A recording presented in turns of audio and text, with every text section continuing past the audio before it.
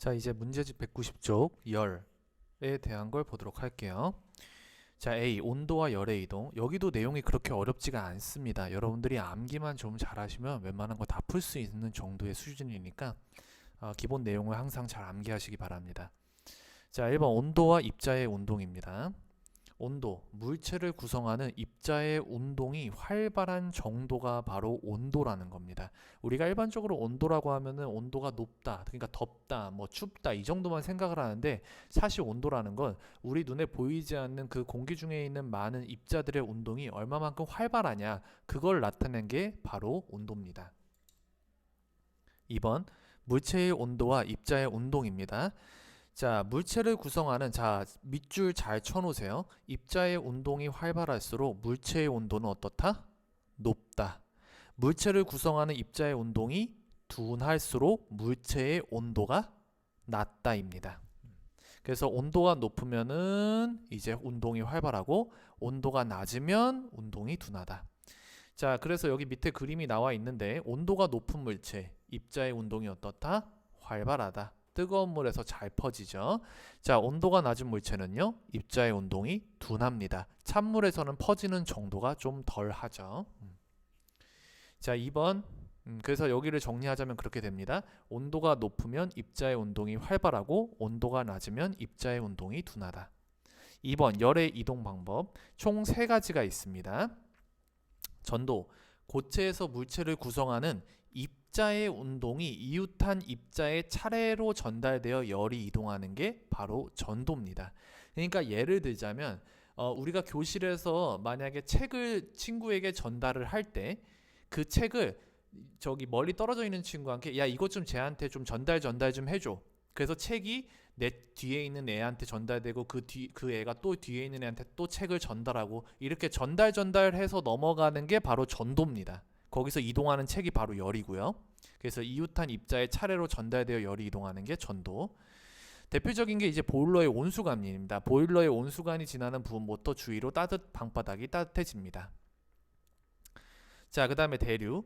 열을 받은 액체나 기체 상태의 입자가 직접 이동하면서 열이 이동을 합니다. 이거는 무슨 얘기냐면은 교실에서 만약에 내가 책을 친구한테 좀 전해달라고 했을 때 이거는 책이 전달이 되는 게 아니고 내가 부탁한 그 친구가 책을 들고서 직접 이동을 하는 겁니다.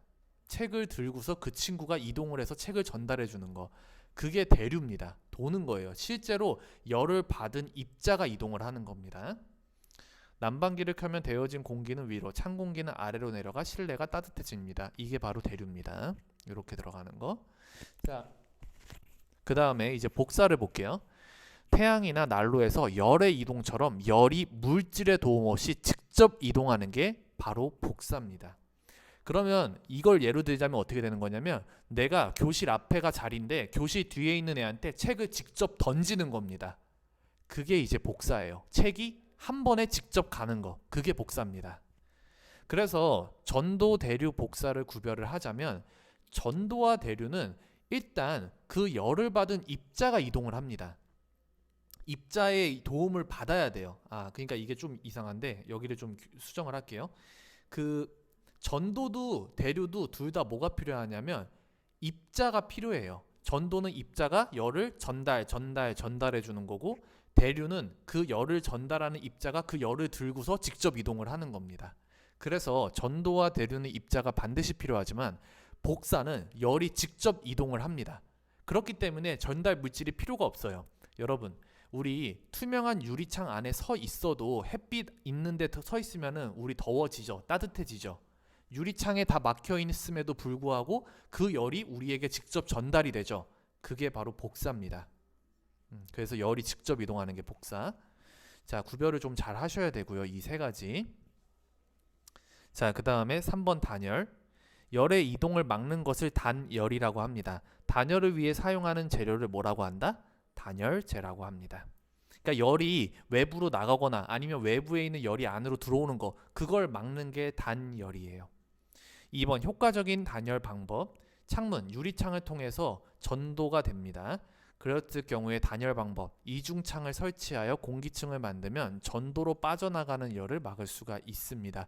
전도라고 했으니까 이제 그 유리창이 만약에 겨울에 창문이 하나로만 돼 있으면 유리창이 차가울 거 아니야. 밖이랑 바로 이렇게 되면. 그럼 그 차가운 게 또 이제 방 안으로 전달이 되어질 거 아니야. 그러니까 창문을 2개 만드는 거야. 2개를 만들어서 그 사이에 공기층을 만드는 거예요. 그래서 그 차가운 게 그 공기층에 가로막혀서 방 안으로 들어오지 못하도록, 그리고 방 안에 따뜻한 난방의 기운은 그 공기층에 가로막혀서 밖 쪽으로 빠져나가지 않게 하는 거. 그게 바로 이제 전도의 방법을 이용한 거고요. 바닥을 통한 전도. 우리 보일러 키면 바닥이 따뜻해지면서 우리 발도 따뜻해지잖아요. 그죠? 전도가 잘 일어나지 않는 스타이로폼 단열재를 설치하면 전도로 빠져나가는 열을 막을 수 있습니다. 즉 원래 바닥은 차갑단 말이야. 우리 학원에서 이제 가끔 이제 슬리퍼 신고 다니면 괜찮은데 만약에 맨발로 이제 다니면 발 차가울 때 있죠. 그쵸? 근데 그럴 때 만약에 여러분들이 슬리퍼를 착용하면 발이 덜 시렵죠. 그거랑 똑같은 거야. 방 바닥도 방 바닥 밑에 거기다가 스티로폼 하얀색을 깔아 놓으면 그 차가운 열이 아래에서 올라오는 것도 막아주고 방 바닥에서 따뜻하게 보일러로 데운 게 밑으로 빠져나가는 것도 막아주는 거죠. 그래서 이것도 전도를 막을 때는 스타이로폼 단열재를 설치를 합니다. 그 다음에 벽 안팎의 온도 차이로 나타나는 전도와 복사.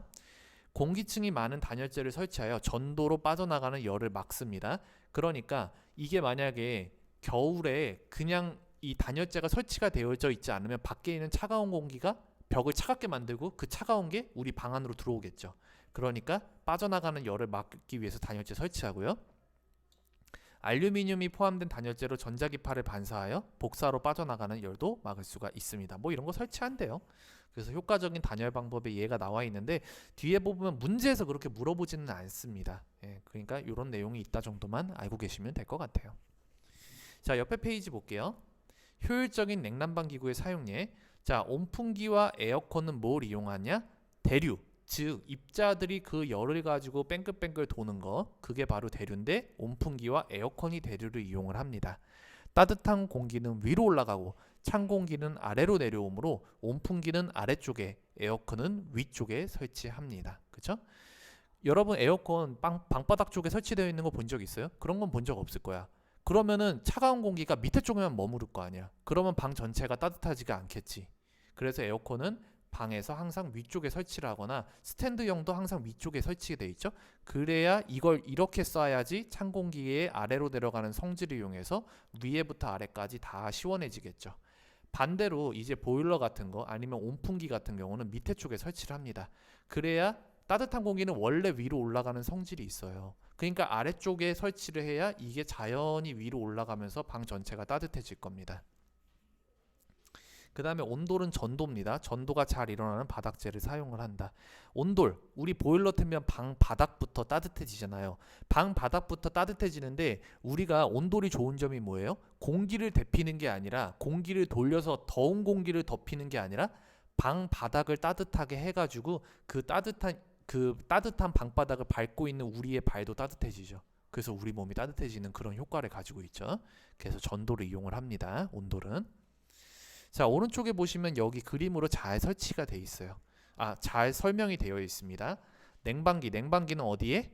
위쪽에 설치한다. 그래서 찬 공기가 이렇게 해서 한 바퀴 도는 거죠.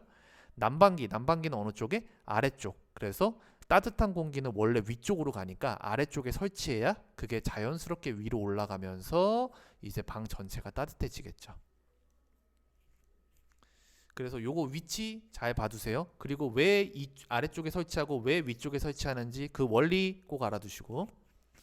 자, 그 다음 B 열평형 봅시다. 열평형. 온도가 높은 물체에서 온도가 낮은 물체로 열이 이동하여 두 물체의 온도가 어떻게 된다? 같아지는 상태가 바로 열평형입니다. 접촉한 두 물체가 열평형 상태가 될 때까지 각 물체를 구성하는 입자의 운동도 어떻게 된다? 달라지게 됩니다. 자, 그러면 요 내용들 잘 알아두시고 한번 볼게요. 자, 온도 변화. 뜨거운 물이랑 차가운 물을 이렇게 서로 결합을 시켜. 그럼 뜨거운 물 쪽에 있던 열이 차가운 물 쪽으로 이동을 합니다. 그렇게 하다 결국에 열평형 상태, 더 이상 뜨거운 물에서 열에너지가 이동하지도 않고 차가운 물이 열에너지를 받아들이지도 않는 그 똑같은 온도, 그 상태가 되면은 더 이상 열 에너지가 이동을 하지 않는데 그 상태를 우리는 열 평형이라고 합니다. 뜨거운 물에서 찬물로 열이 이동하므로 뜨거운 물의 온도는 낮아지고 찬물의 온도는 높아져서 시간이 지나면 두 물의 온도가 어떻게 된다? 같아집니다. 이게 여러분 더 쉽게 예를 들면 여러분들 겨울에 손이 시렵잖아요. 그때 따뜻한 물이 들어있는 컵을 여러분들이 손가락으로 이렇게 쥐어 싼다고 합시다. 그러면 따뜻한 물이 들어있던 컵의 온도가 여러분 손으로 전달이 되면서 여러분들의 손이 따뜻해지죠? 그죠? 따뜻해지는 이유는 이 따뜻한 물이 들어있는 컵에 있던 에너지가 손으로 이동을 하기 때문이죠. 그죠? 그리고 여러분들의 차가웠던 손은 그 열 에너지를 받아서 온도가 높아지는 거고. 그러면은 이 따뜻한 물이 들어있던 이 컵은요, 점점 시간이 지나면서 열 에너지를 뺏기니까 온도가 어떻게 되겠어? 낮아지겠지. 거꾸로 그 빼앗긴 열 에너지는 내 손으로 이동을 했을 거 아니야. 그러니까 내 손의 온도는 어떻게 되겠어? 올라가겠지. 그러다 어느 순간이 되면 더 이상 에너지가 이동하지 않아. 왜? 컵 안에 들어있는 따뜻한 물의 온도와 내 손의 온도가 어떻게 되는? 똑같아지는 열평형 상태가 되면 더 이상 온도는 같아집니다. 이동하지 않습니다. 변하지 않습니다. 자, 이렇게 했을 때 입자의 운동 변화를 볼까요? 뜨거운 물에서 찬물로 열이 이동을 합니다. 이렇게 뜨거운 물은 열을 잃어서 입자의 운동이 처음보다 어떻게 된다? 둔해져요. 왜? 얘가 가지고 있던 게 뜨거운 거에서 차가운 걸로 이동을 하면서 열 에너지 빼앗겼으니까 운동이 둔해지죠. 거꾸로 찬물은 열을 얻어서 입자의 운동이 처음보다 어떻게 된다? 활발해지게 됩니다. 아주 간단한 원리예요. 열 에너지는 뜨거운 데서 찬 곳으로 이동한다. 이 기본 원리만 여러분들이 잘 알고 계시면 돼요. 열 에너지는 뜨거운 데서 차가운 데로 이동을 한다. 그래서 열 에너지가 많았던 뜨거운 물은 열 에너지를 뺏기게 되니까 안에 들어있는 입자들의 운동이 둔해진다. 거꾸로 열 에너지가 없어서 차가웠던 얘는 열 에너지를 얻게 되니까 입자 운동이 활발해진다.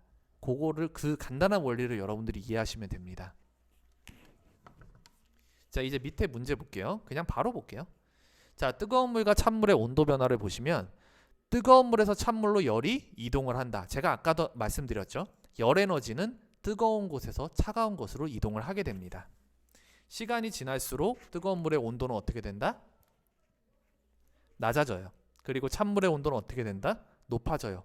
뜨거운 물은 열을 빼앗겼기 때문에 온도가 낮아지는 거고 찬물의 온도는 뜨거운 물로부터 열을 받았기 때문에 높아지게 되는 거죠. 뜨거운 물과 찬물. 자, 뜨거운 물은 온도가 낮아지면서 입자의 운동이 어떻게 된다? 둔해진다. 찬물은 온도가 높아지면서 입자의 운동이 어떻게 된다? 활발해진다. 온도가 높으면 입자 운동이 활발하잖아. 그지? 물 끓는 거 생각해봐. 물 팔팔 끓었을 때는 막 기포도 생기고 막 버글버글 막 끓었잖아. 근데 꽝꽝 얼어있을 때는 안 움직여. 움직이지가 않잖아. 그지? 그런 원리로 생각하시면 되고요.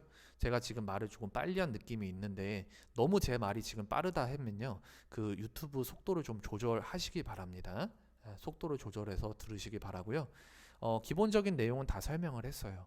그러니까 잠깐 영상을 멈추시고 뒤에 있는 192쪽의 문제를 풀어보도록 할게요. 영상을 잠깐 멈추고 문제를 먼저 풀어보세요. 앞에 내용 찾아보면서 풀어도 됩니다. 그래서 먼저 풀어보시고 그 다음에 해설 강의를 보도록 할게요.